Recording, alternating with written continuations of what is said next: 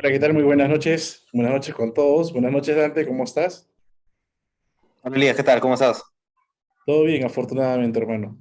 Buenas noches con todos. Bienvenidos a un nuevo episodio de sábados laborales. Mira, Dante, se me viene nuevamente ese programa tan importante que tuvimos. Bienvenidos nuevamente a un episodio de Dato Laboral. Ese es el episodio número 6. Eh, Dato Laboral es un programa que hemos establecido en el estudio Payet junto con Dante Botton para conversar acerca de pronunciamientos de la Corte Suprema y el Tribunal Constitucional, que inicialmente se denominaba sábados laborales, para poner en contexto, y lo teníamos los días sábados, así que hoy ya hemos contextualizado todo esto a dato laboral y lo llevamos todos los martes de cada semana para poder conversar acerca de algunos pronunciamientos interesantes. Antes de ingresar un poco al tema en materia laboral, evidentemente, no olviden ustedes que pueden ingresar a la página web del estudio, a prcp.com.pe, para poder acceder a información relevante, noticias, artículos, guías, videos y el podcast Legal Insights, en donde ustedes pueden encontrar información legal de suma importancia y sobre todo sumamente actualizada, en donde en realidad van a encontrar mucha información interesante para poder tomar decisiones en el día a día. Pero ingresando un poco al tema, Dante, hoy vamos a conversar sobre la libertad sindical y la responsabilidad disciplinaria de los dirigentes sindicales, de los trabajadores afiliados a una organización sindical que de alguna manera tienen algo que se denomina en la legislación fuero sindical. ¿No? Y ese va a ser el contexto del día de hoy porque tenemos una sentencia muy interesante para poder compartir. Pero antes de eso, Dante, tus palabras iniciales en torno a este tema. Bueno, espero que se me escuche bien, me corregirás, si no, este, Todo bien. me- ¿sí? ¿Se escucha Sí, bien? todo bien. Genial. Bueno, es un tema polémico, ¿no? Como cada martes, ¿no? Es un tema polémico porque creo que existe esta especie de, no sé si llamarle prejuicio, ¿no? Pero siempre que en un tema disciplinario está presente, no sé tú qué opinas, ¿no? O sea, siempre que en un tema disciplinario está presente digamos, un elemento sindical, ¿no? O sea, si el imputado, si el trabajador que se le imputa una falta grave es un trabajador sindicalizado, siempre existe este prejuicio, ¿no? De pensar que en realidad previamente prejuzgamos y decimos, no, el trabajador sindicalizado seguramente ha sido despedido por su condición sindical, ¿no? Sin analizar necesariamente la falta, ¿no? Es como que de antemano ya estamos anticipando de que el trabajador es inocente, ¿no? No sé si hay algún problema de comunicación, Elías, si no me avisas y lo solucionamos inmediatamente, ¿ah? Te escucho bien, te escucho bien.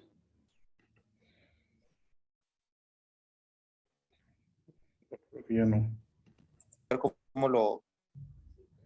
Dame 20 segunditos. Entonces, si tú puedes seguir hablando de esto y lo Sí, soluciono ahorita mismo. de acuerdo.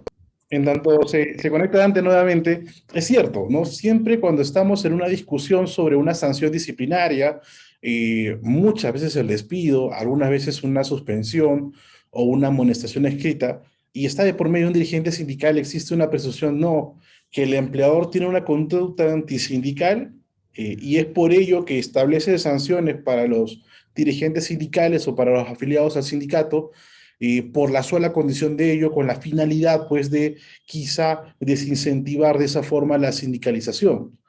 Una situación bastante particular, ¿no? Porque en realidad se puede caer en un tema de considerar que los dirigentes sindicales o las personas afiliadas a un sindicato no cometen infracciones. Y eso en realidad es una falacia, ¿no? Tenemos que ingresar a cada caso en concreto para analizar cuáles son las condiciones del incumplimiento laboral, si es posible hablar de un ejercicio regular de la libertad sindical o si por el contrario estamos en un incumplimiento netamente laboral o en una extralimitación del ejercicio de la libertad sindical. Lo hemos tratado ya en en algunos programas anteriores, tanto en Dato Laboral como en Sábados Laborales, en donde incluso habían dirigentes sindicales que insultaban, por ejemplo, a los jefes o a las personas encargadas de recursos humanos.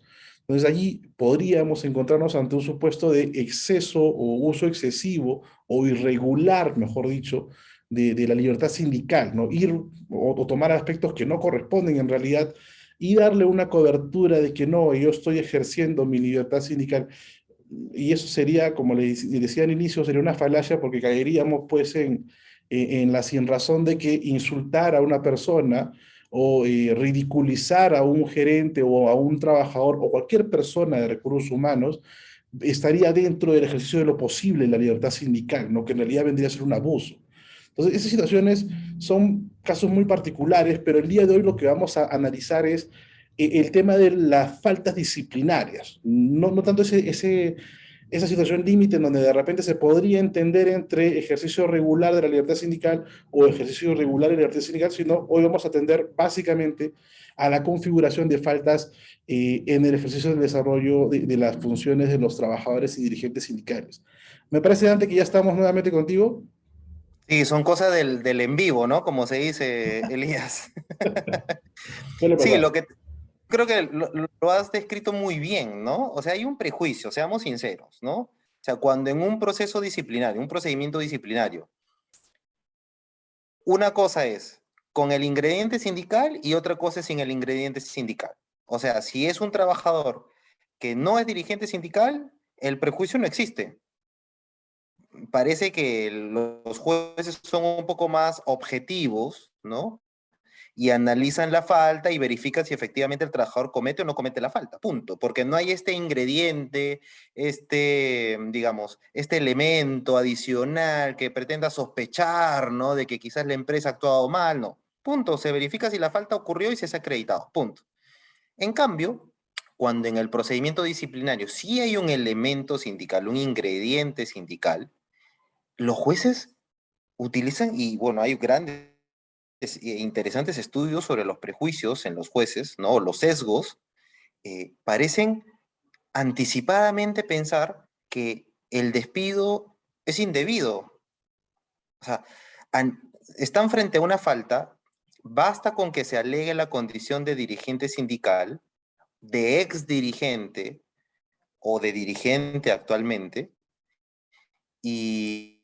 o de candidato a ser dirigente para que se piense, ¿no? Que hay una actuación indebida por parte del empleador, lo cual es incorrecto, ¿no? Es incorrecto porque hay buenos dirigentes sindicales, hay trabajadores que son dirigentes sindicales que realizan correcto desempeño en sus labores y son personas que cumplen sus obligaciones, así como también hay dirigentes sindicales que se extralimitan y abusan de la confianza del empleador y cometen faltas graves. Entonces, este prejuicio creo que muchas veces impide a los jueces hacer un análisis correcto de las causas a las que se enfrentan. Y más bien, insisto, las sentencias hablan por sí mismas, ¿no? En este caso, me voy anticipando, Elías, me disculparás, pero aquí vamos a ver una sentencia objetiva en primera instancia y una sentencia subjetiva en segunda. Y que creo que tiene que ver mucho con lo que estamos mencionando, ¿no? La idea es muy sencilla. Debemos ser más objetivos al verificar el incumplimiento de obligaciones por parte de los trabajadores, así sean sindicalizados o no. Y sobre todo, habrá que discutir hoy si es que efectivamente este tema sindical se convierte más bien en una obligación adicional del trabajador. Es decir, se puede reprochar en mayor medida al trabajador por ser dirigente sindical, porque en el Perú suele ser al revés, ¿no? Se suele decir, como es dirigente sindical, más bien hay que perdonarlo todo lo que se pueda, hasta que ya realmente ya no sea posible, ¿no? ¿Ese razonamiento es correcto o es más bien que por su condición de dirigente y de representante de los trabajadores, el grado de reproche en la actuación debería ser mayor por parte del empleador? Eso es uno de los temas que te voy dejando, Elías, para discutirlo cuando corresponda. Correcto. Vamos a ir entonces un poco al tema de fondo. Hoy lo que tenemos es la casación laboral 12329 del 2019 de Arequipa, que es una sentencia en donde el caso es de una trabajadora que es dirigente sindical que un buen día pues no registró la asistencia en el centro de labores. Pero curiosamente sacó estas boletas antes de salida o de permiso, indicando que su hora de salida de la oficina habría sido a las 8 de la mañana. ¿No? Curiosamente nunca llegó, pero bueno, había una boleta indicando yo salí de la oficina a las 8 de la mañana.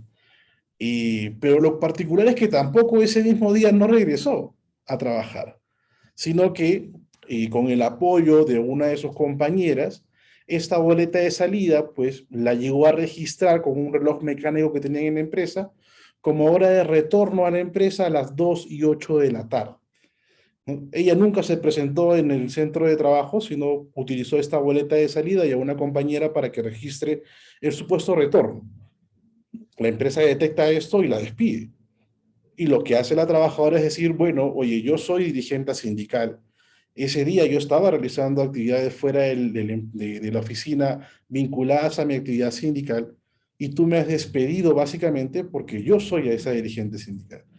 Así que ordeno o le pido al juez de trabajo que ordene mi reincorporación por un supuesto de despido nulo y además pues págame los sueldos que dejo de percibir durante el tiempo que dure el proceso judicial hasta mi reincorporación efectiva.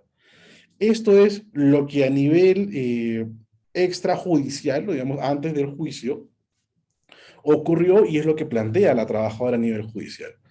Y Dante, ¿qué es lo que nos dicen las sentencias que ya más o menos nos has anunciado hace un momento de primera y de segunda instancia? Bueno, la sentencia de primera instancia declara infundada la demanda y básicamente el razonamiento del juez está escrito muy bien aquí en la presentación, ¿no? El juez lo que dice es que el despido se sustentó en la falta grave cometida por la demandante, pues lo que tú has explicado bien, ¿no? Estas boletas de comisiones y el registro de ingreso al trabajo no fueron registrados por ella, sino por una de sus compañeras, a pesar que ello se encontraba prohibido. Claro, o sea, básicamente aquí el hecho incontrovertible es que ella no había registrado ni el ingreso ni la salida, que había sido una tercera persona la que había suplantado, por eso que creo que tiene mucho que ver con el tema que le habíamos dado, ¿no? Había una suplantación, porque no fue la persona, el trabajador cuyo ingreso y salida fue registrado, sino que fue otra persona, obviamente a solicitud de ella, ¿no? Porque, claro, nadie llega al centro de trabajo con el ánimo de marcarle a otra persona el ingreso y la salida, ¿no? O sea, es obvio que alguien se lo pidió. Y es evidente, creo yo, muchos podrán discutir con eso, que es la persona que se beneficia con el marcado el que tendría que haberlo pedido. En todo caso, al juez le quedó muy claro esto y dijo, bueno, acá estamos frente a una falta grave. El hecho que tú seas dirigente sindical y que tengamos, digamos, dentro de las argumentaciones del proceso, el foro sindical, esto es aleatorio, ¿no? Esto es, perdón, es accesorio, esto no es relevante para resolver el caso. Por tanto, infundada la demanda, no hay reposición. La sala revoca esta sentencia de primera instancia y la declara fundada. Básicamente lo que nos dice la sala es que el despido se habría sustentado en su calidad de dirigente sindical, ya que la demandante participó en actividades sindicales y que el despido de la demandante evidencia un trato discriminatorio por parte de la demandada. Antes de entrar al análisis, creo que quienes nos ven, nos han visto y nos verán, se darán cuenta, ¿no? Que tiene que ver que alguien participe en actividades sindicales. Eso es un elemento que tiene conexión con la comisión o no de la falta. O sea, yo podría haber participado en 100 actividades sindicales, en 500, en 1000. Y eso no enerva de si cometí o no cometí la suplantación de la marcación, o mejor dicho, propicié la suplantación en la marcación. No tiene nada que ver. Entonces, fijémonos cómo estas razones, entre comillas, en realidad no son razones, porque no tienen conexión con el caso, ¿no? Es una aseveración que suena bien, pero que realmente no tiene nada que ver con el caso, ¿no? Bueno, Elías, ¿y qué nos dice nuestra Corte Suprema? Claro, ese particular, ¿no? Lo que hice la segunda instancia, pero bueno, la Corte Suprema sí va al caso, ¿no? Sí va a la falta, porque lo importante del caso es la falta, ¿no? Si hay falta, seas dirigente sindical, incluso, digamos, sea un trabajador con un fuero protegido o ultra protegido por la legislación, si hay falta grave no hay nada más que hablar, ¿no? Y la Corte Suprema va a la falta grave. La falta grave nos dice, el reglamento interno de trabajo de la empresa nos decía explícitamente que estaba prohibido que un compañero de trabajo marque la tarjeta de control de tiempo de otro, aun cuando lo esté reemplazando, nos dice el reglamento interno. Y la Corte lo que hace es citar ese reglamento dentro de su sentencia casatoria. Como segundo argumento, nos dice la Corte, la demandante conocía que su conducta, este actuar que tenía ella, que tuvo ella, podía ser sancionado hasta con el despido, pero aún así ella decidió cometer esta infracción. Con lo cual ya, digamos, la Corte nos va advirtiendo que aquí hay un comportamiento doloso de parte de la trabajadora. Tienes la prohibición, sabes que con un incumplimiento de la prohibición te pueden sancionar, aún así la cometes. Y como tercer argumento, ya de cierre, nos dice la Corte, el hecho de que la demandante tenga la condición de dirigente sindical no significa que no deba actuar con su deber de cuidado de honestidad y responsabilidad, pues antes de ser representante de los trabajadores, ella misma es una trabajadora y como tal debe cumplir con sus obligaciones. Como ven aquí, tanto la Corte lo que nos dice es, vamos a la falta primero. Si hay falta, no tengo nada más que hablar.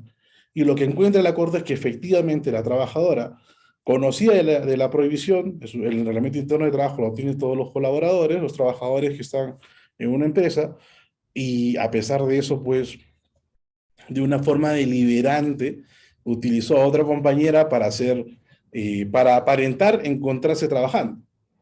Aparentar, ¿no? Que es básicamente el análisis de la falta.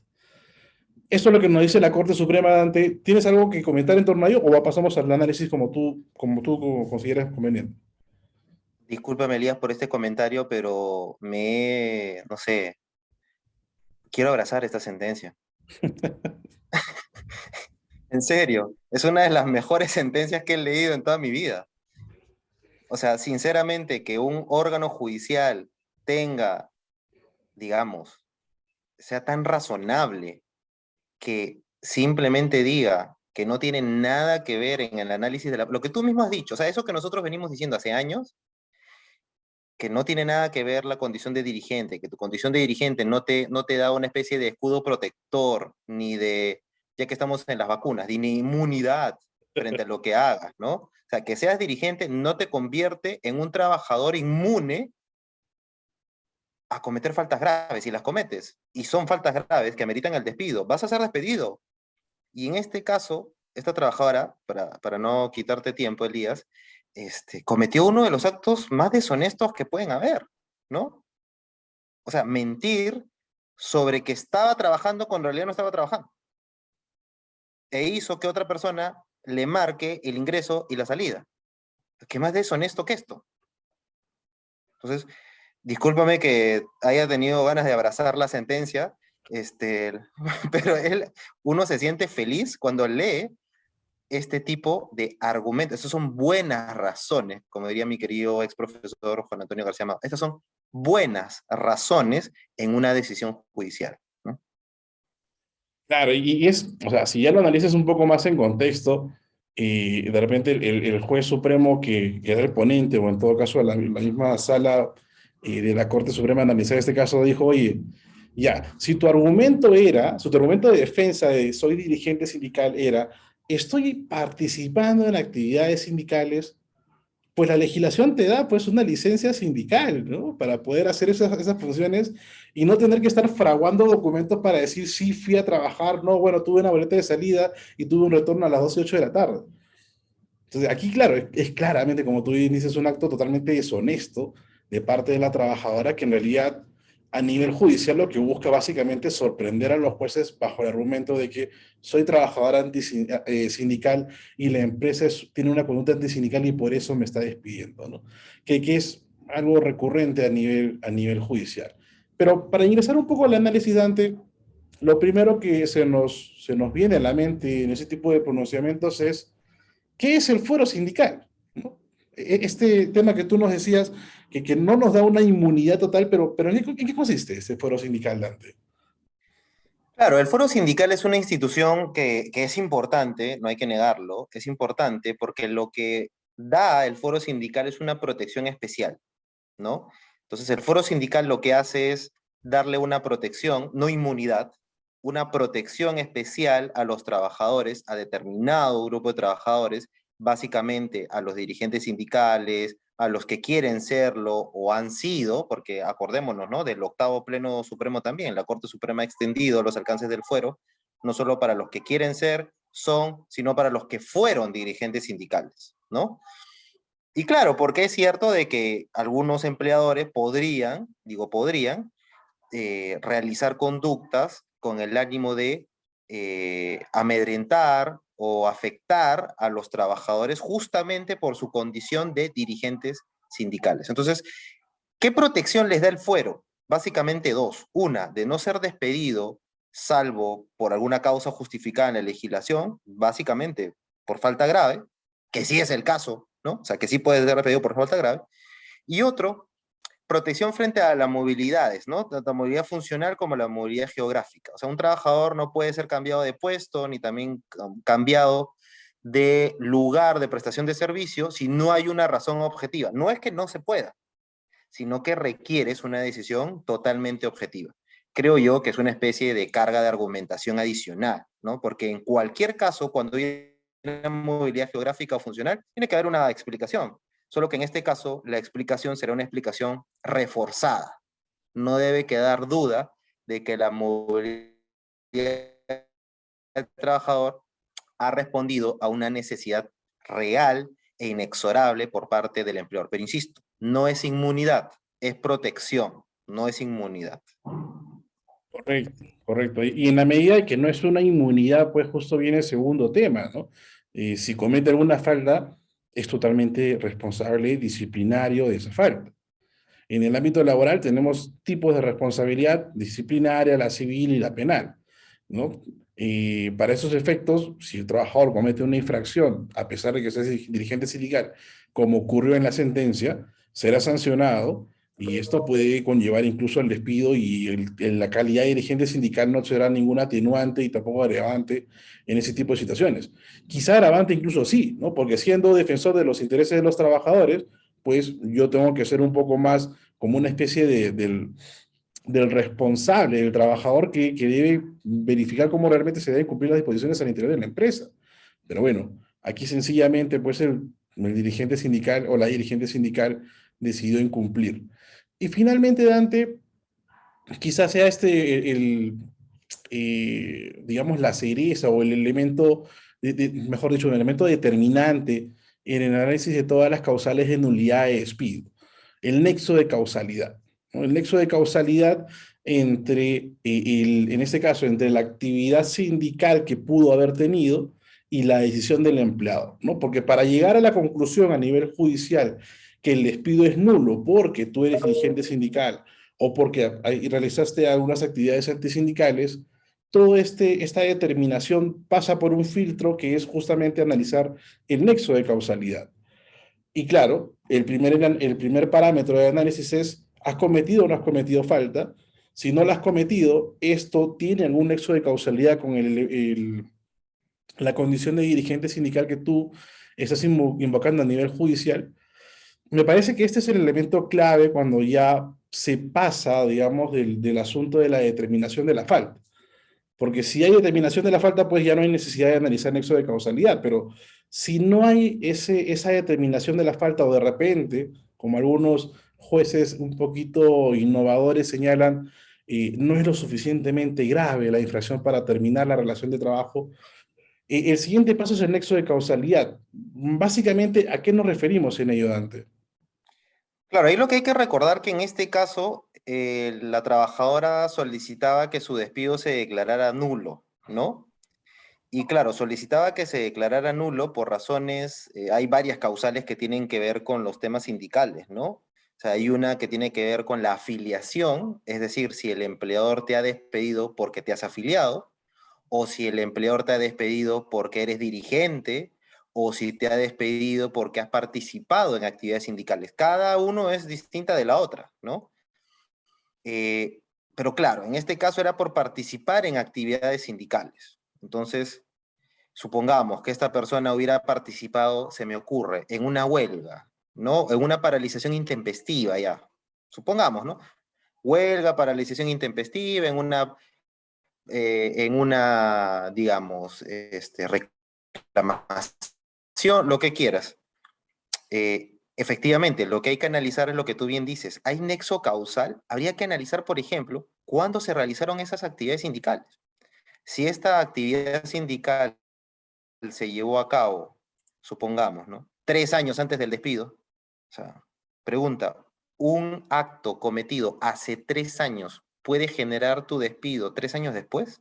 O sea, en el sentido, ¿no? De que si se supone que estamos hablando de un despido represalia, de un despido que lo que trata de hacer es de sancionar lo que hiciste, pues no tiene ningún sentido, ¿no? Porque es obvio que, entre comillas, la represalia o la venganza es casi siempre inmediata. Entonces, si yo te despido porque has participado en una protesta, por ejemplo, fuera de la empresa, tendría que ser una protesta reciente. No tiene ningún sentido despedirte porque esta protesta ocurrió hace 3 años. Imagínate. Imagínate este argumento, ¿no? Sí, efectivamente, el trabajador fue despedido por su razón de participar en actividades sindicales, la cual se realizó hace 3 años y el empleador esperó estos 3 años para poder desvincular al trabajo. No guarda coherencia, no guarda razonabilidad, no es creíble esta afirmación, ¿no? Entonces, hay que entender el nexo de causalidad efectivamente como esta posibilidad de vincular, básicamente sería eso argumentativamente, ¿no? De vincular, o sea, hacer una inferencia entre el acto cometido por el empleador y la conducta cometida por el trabajador, ¿no? En este caso, participé en una actividad sindical. Perfecto. ¿Es reciente o es muy antigua? No, es muy antigua. Entonces no hay nexo de causalidad. Y esto lo vemos siempre, Elías, en los casos de afiliación, ¿no? Hay trabajadores que, por ejemplo, están en medio de un procedimiento de falta grave y se afilian. O sea, estás siendo materia de una imputación de falta grave y te afilias al sindicato. Pregunta, ¿fue por esa afiliación que el empleador despidió al trabajador o más bien la afiliación se realizó para protegerse del despido que ya sabía que iba a ocurrir? Entonces, ese juicio argumentativo es el que tiene que ocurrir y como tú muy bien lo has dicho, si hay falta, no hay nada más que analizar. No hay nada más que analizar. Obviamente, ya conocemos que para determinar la falta grave hay que verificar si se respeta el principio de inmediatez, de proporcionalidad, pero esos son elementos del despido arbitrario. O sea, para mí basta con que haya una falta cometida tan grave como en este caso para que la argumentación del caso termine ahí, ¿no? Correcto, correcto. Qué importante es analizar esos parámetros, evitar las argumentaciones de figuras que pueden ser importantes para una libertad sindical responsable, ¿no? Pero que se ven manchadas pues con ese tipo de actitudes y conductas que muchas veces se ven a nivel judicial. Eh, Creo que tenemos mucho que hablar todavía de este tema antes, pero por temas de horario nos vamos a quedar en esta oportunidad aquí, pero evidentemente tenemos que conversar sobre qué es lo que se viene en la siguiente edición de Dato Laboral. Bueno, la próxima edición es igual de controvertida que esta, porque hay una moda, ¿no? Vamos a hablar de modas, ¿no? No de moda de vestir, como es evidente, ¿no? Sino de modas judiciales, ¿no? Eh, los trabajadores y sus defensas, hace mucho tiempo, eh, digamos, ya sabemos que un trabajador frente a su despido puede optar por una de las dos alternativas, ¿no? Cobrar la indemnización por despido arbitrario o optar por una reposición, ¿no? Por las causales que ya sabemos, ¿no? un supuesto despido fraudulento, incausado, nulo, etc. Lo grave es que hace algún tiempo, 3, 4 años diría yo, los trabajadores que aceptan el cobro de la indemnización como forma de reparación frente al despido, vienen demandando el pago de sumas adicionales. Básicamente, recurren al Código Civil para efectos de decir, y podemos sintetizar el cuestionamiento en la siguiente frase. Sí, me pagaron la indemnización por despido arbitrario, pero es insuficiente, porque debieron pagarme más, o me merezco más, o me han generado más daños, o podemos convertir la afirmación de mil maneras. El hecho es que ese dinero es insuficiente. La pregunta es, ¿cómo han respondido los órganos judiciales frente a este tipo de pretensiones que, insisto, ya es casi de un común denominador en las nuevas demandas que se están gestionando ante los órganos de justicia? ¿Corresponderá? ¿No corresponderá? Y si corresponde, ¿en qué circunstancias? ¿No? Eso es algo que vamos a analizar y bueno, acá nosotros creo que tenemos una posición muy clara y vamos a ver, ¿no? Si esa coincide con lo que viene diciendo nuestra Corte Suprema, ¿no? Es cierto, es cierto. La siguiente semana entonces vamos a conversar sobre los alcances de la indemnización tarifada en los casos del despido arbitrario, ¿no? Como bien indicaba Dante, ¿la tarifa es suficiente? ¿No es suficiente? ¿Bajo qué parámetros? ¿Quién determina qué es suficiente? ¿Cuánto es lo suficiente? Son aspectos que vamos a conversar en la siguiente semana. Así que todos quedan invitados nuevamente para el día martes siguiente conversar sobre este tema y evidentemente traeremos una sentencia también de la Corte Suprema y algunos pronunciamientos quizá novedosos innovaciones jurisprudenciales de algunos órganos de justicia, quizá de la Corte Superior de Justicia de Lima o de alguna otra Corte Superior de Justicia, para poder analizar cuál es ese contexto que tenemos hoy en sede judicial. Así que, Dante, muchísimas gracias por tu participación el día de hoy. Quedan todos invitados para la siguiente edición de Dato Laboral. Muchísimas gracias por su atención. Nos Cuídense, que estés vemos. bien el día, cuídate. Tú Chao, también, chao. cuídate mucho. Nos vemos.